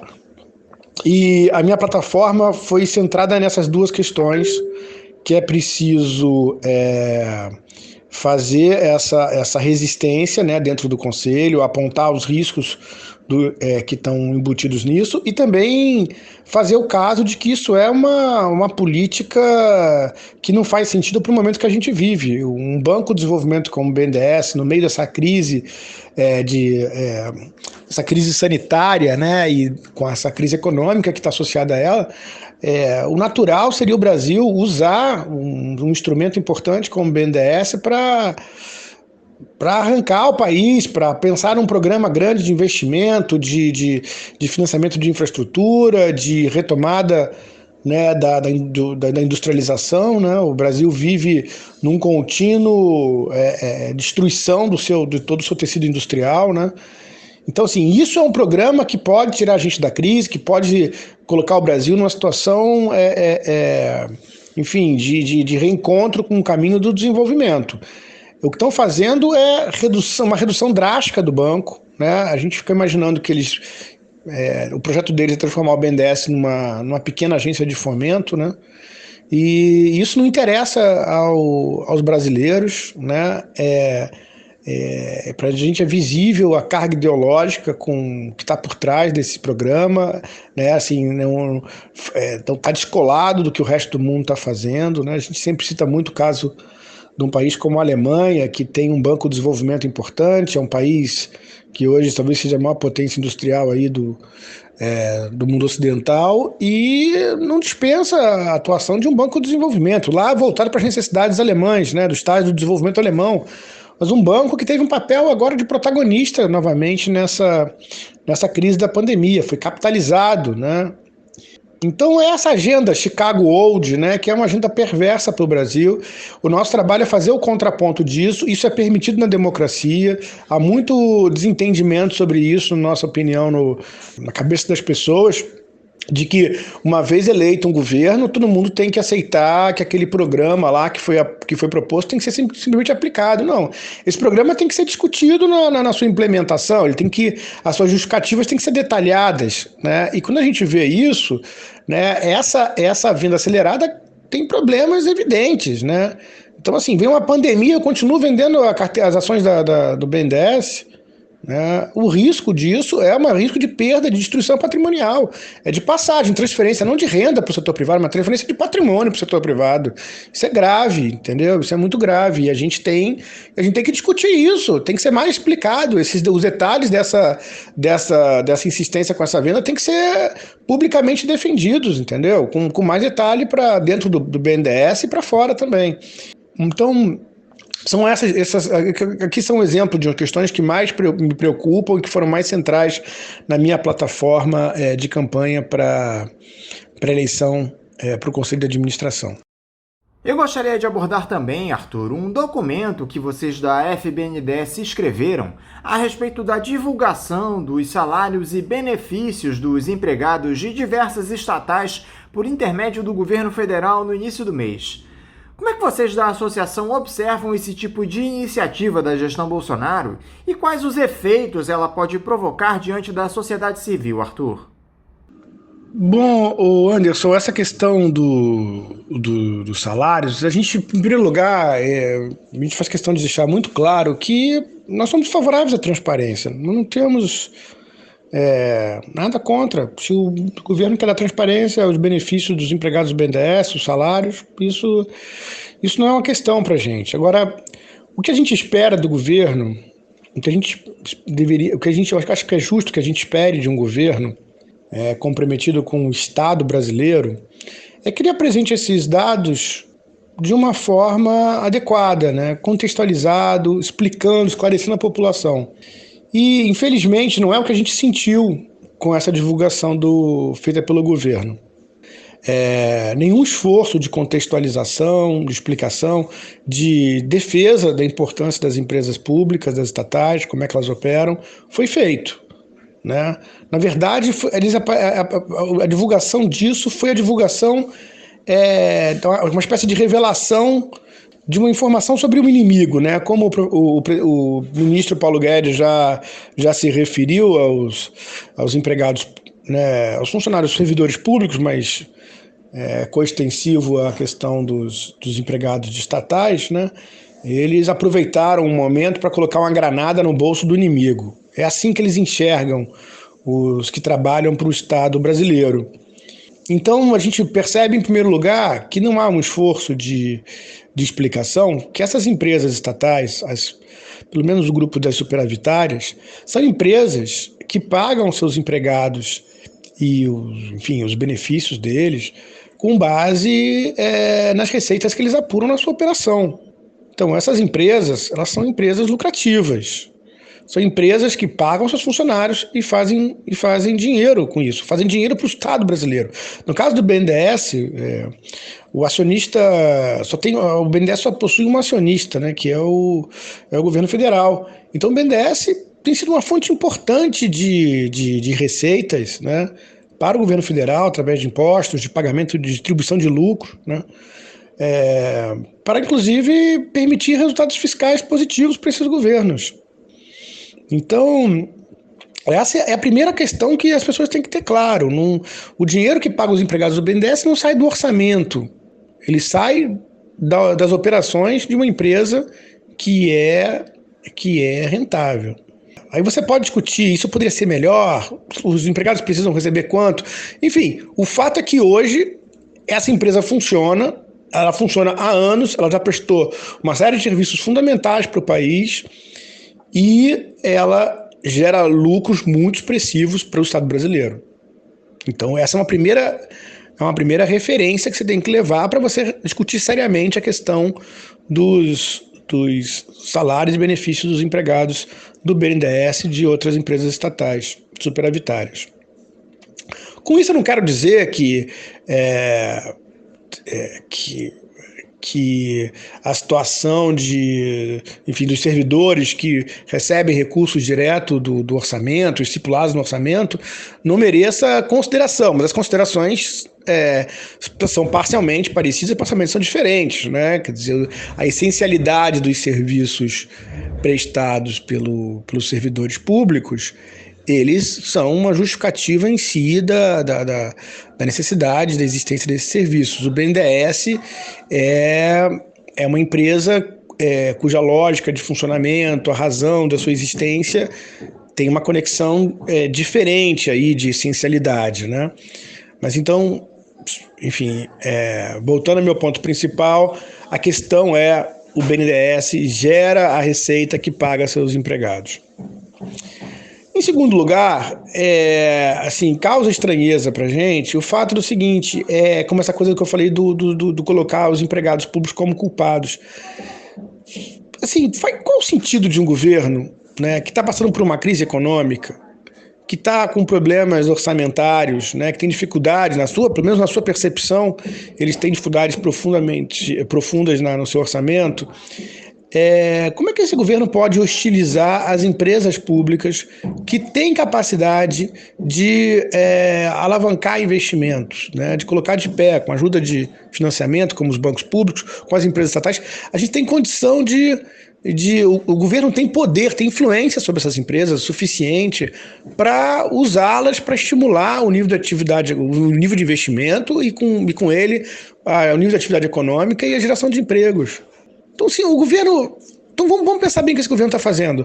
Ele, ao invés de estar se envolvendo, reconhecendo o esforço dos empregados do setor público e exigindo, pedindo mais compromisso e estimulando, comandando o aparato do Estado para tirar o país da crise, ele está pegando esse aparato estatal e está querendo colocar ele como um espantalho, alguma coisa que possa esconder as falhas do governo na resposta à crise. Então, assim, eu acho chocante como a equipe econômica, né, é realmente muito convergente com o estilo do presidente da República, né? Para a equipe econômica, as questões não passam por solução, passam por apontar culpados, algo ou alguém para responsabilizar pelo seu mau desempenho, e que é evidente para todos os brasileiros. Então, isso nos parece bastante grave, né? E, bom, essas são algumas dessas considerações, né, que a gente acha que teriam que entrar nesse debate. Uma outra questão que é muito importante que seja bem clara, né, é que às vezes parece que havia, né, se fala de uma caixa preta, de segredo, será que faz sentido isso com o fato de que essas empresas elas fazem concurso público para fazer a seleção do seu pessoal? Porque se elas fazem concurso público, como fazem, né, é importante que que os cidadãos brasileiros tenham informação disso. Todo mundo que trabalha no BNDES é concursado, né, quer dizer, menos o pessoal da diretoria do banco, que é apontada pelo governo, e alguns assessores, e o Conselho de Administração do BNDES, que é um órgão supervisor, vamos dizer assim, da diretoria. Aí temos nomeações apontadas pelo governo. Agora, quem trabalha, o corpo técnico do BNDES é completamente formado por pessoas concursadas. Se as pessoas fizeram concurso, elas fizeram concurso conhecendo as condições de trabalho nessas empresas. E os concursos para essas principais empresas públicas, eles movimentam e atraem, né, a aplicação de quase todos os jovens que têm formação nas carreiras relevantes. Então, assim, eu fiz concurso público do BNDES, eu sabia das condições que o BNDES oferecia. Como dizer que essas condições eram segredo, são coisas secretas ou que não são ditas? Né? Sim, isso vai contra essa realidade, né? Outra coisa que tem que se apontar para a gente é o seguinte: essa administração atual do BNDES, ela não é um exemplo exatamente de austeridade. Você sabe que no final do governo, no governo Temer, né, se chegou a reduzir o número no final do governo Temer, né, que aumentou, depois diminuiu, mas no final do governo Temer, a gente tinha uma estrutura bastante enxuta da diretoria. Eram 6 diretores, com 2 desses diretores vindo da própria casa, né?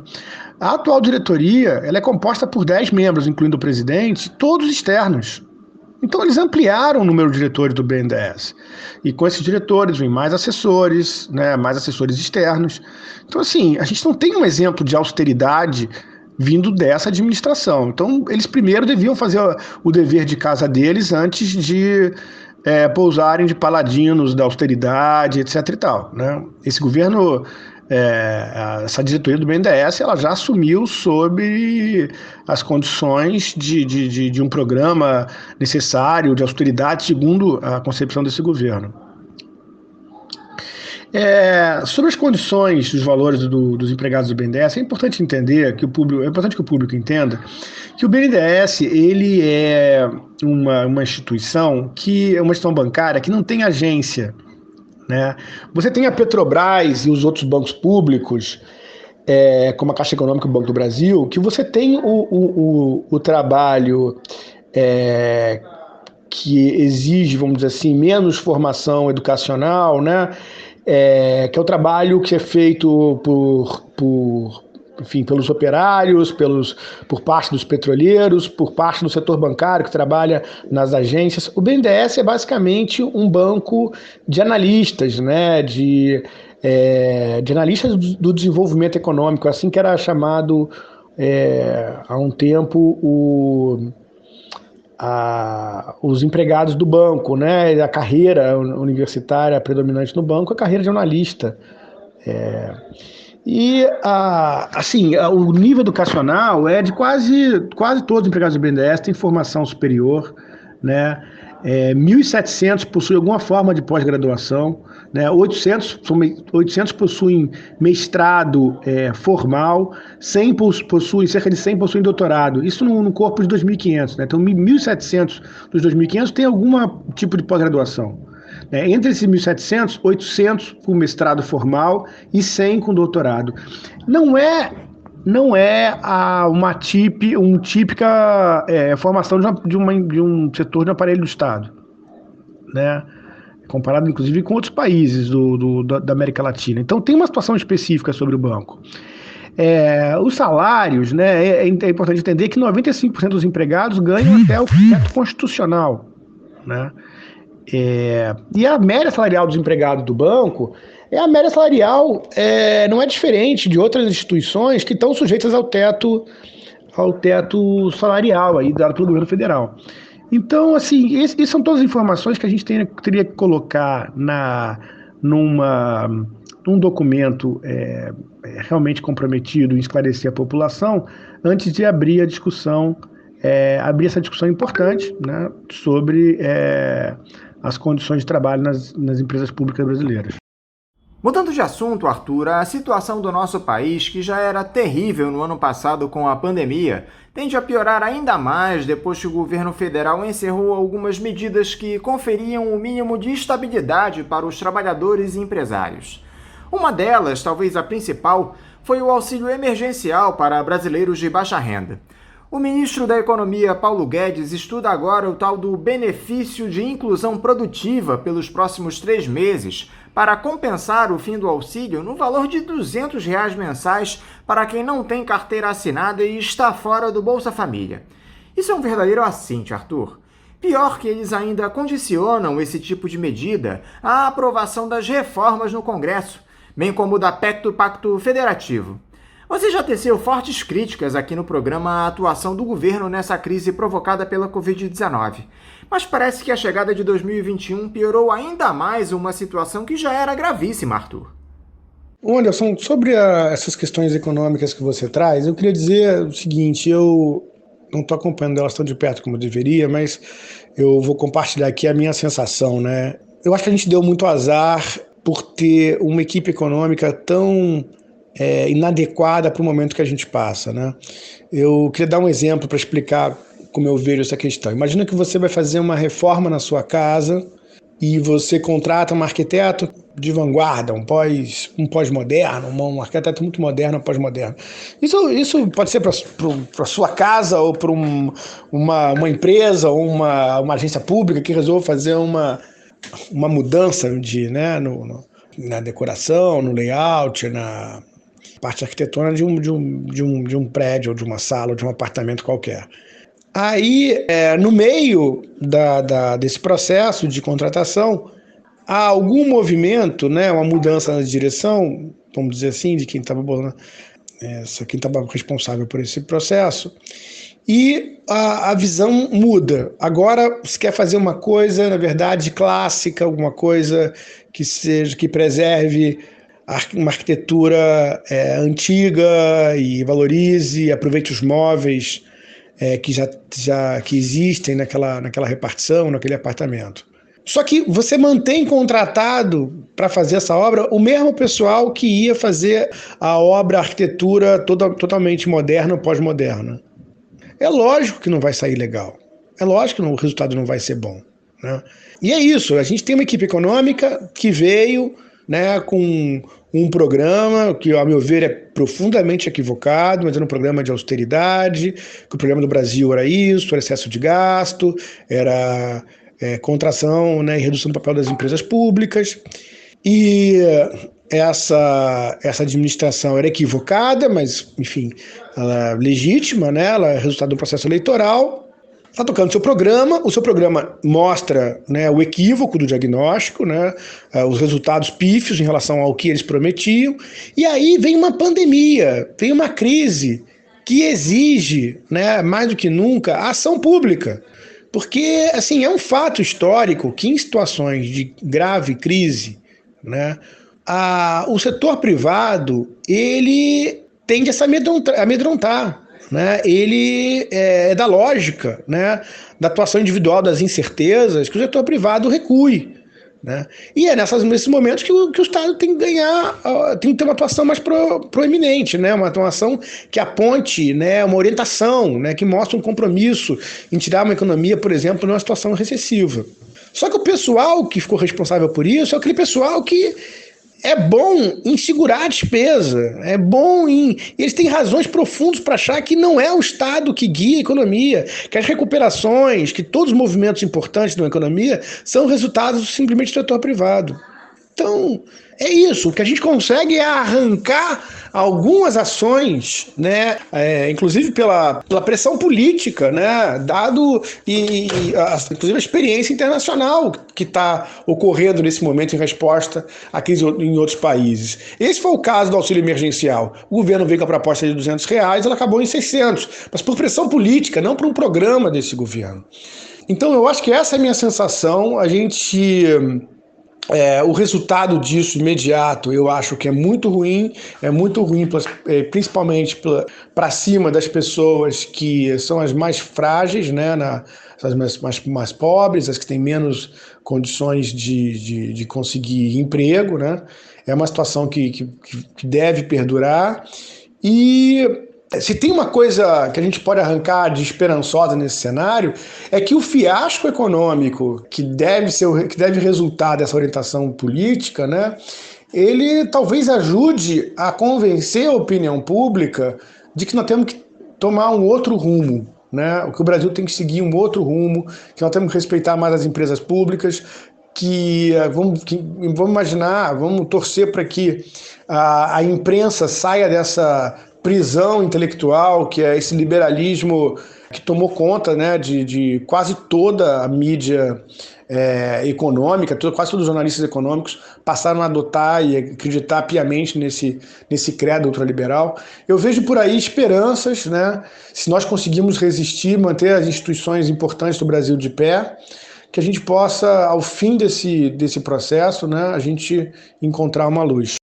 Para terminar, Arthur, com essa vitória dos candidatos bolsonaristas nas eleições para a presidência das casas legislativas, você espera uma tentativa de intervenção política no BNDES ainda maior por parte do governo para atender aos interesses desses parlamentares que garantiram apoio ao presidente da República no Congresso?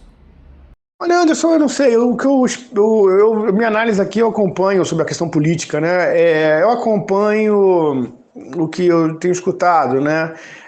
Quem ganhou essa votação não foram exatamente parlamentares bolsonaristas, né? Quem ganhou essa eleição foi o Centrão, que era o suposto inimigo, né, do presidente Bolsonaro, da nova política, né?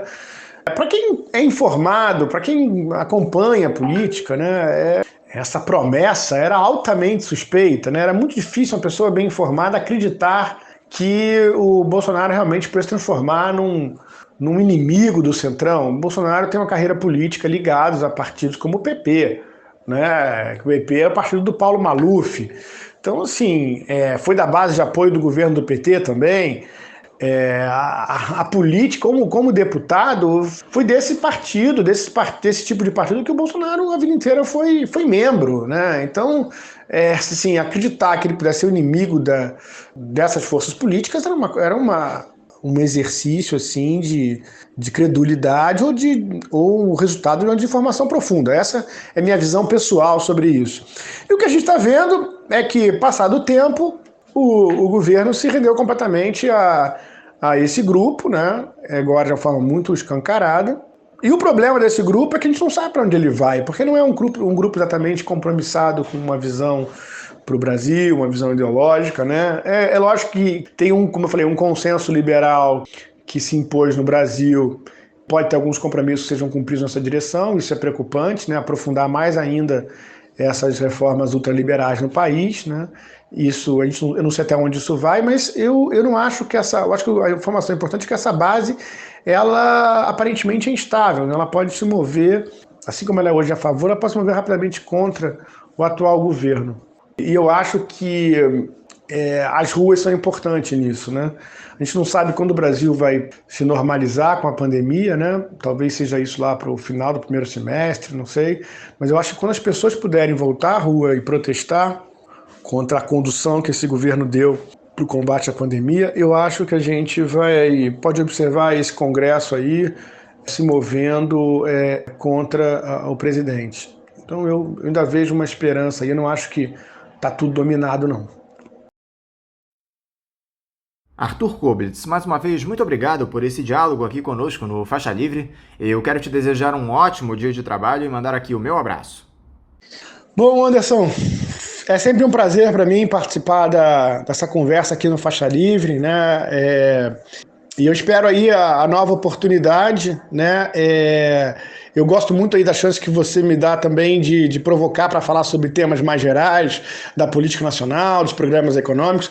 Eu gostaria de estar mais informado, mais dedicado a essas questões também, mas acaba sendo assim, participar do programa sempre me estimula a aprofundar a minha leitura desses assuntos. Enfim, é uma satisfação. Um grande abraço para você e para todos os ouvintes do Faixa Livre. Conversamos aqui com o presidente da Associação de Funcionários do BNDES, a AFBNDES, Arthur Koblitz. E vamos encerrando a edição de hoje do Faixa Livre, convidando todos vocês para amanhã, a partir das 8 da manhã, estarem novamente aqui ligadinhos na Rádio Bandeirantes 1360 AM para mais uma edição do Faixa Livre. Um abraço a todos vocês e até amanhã!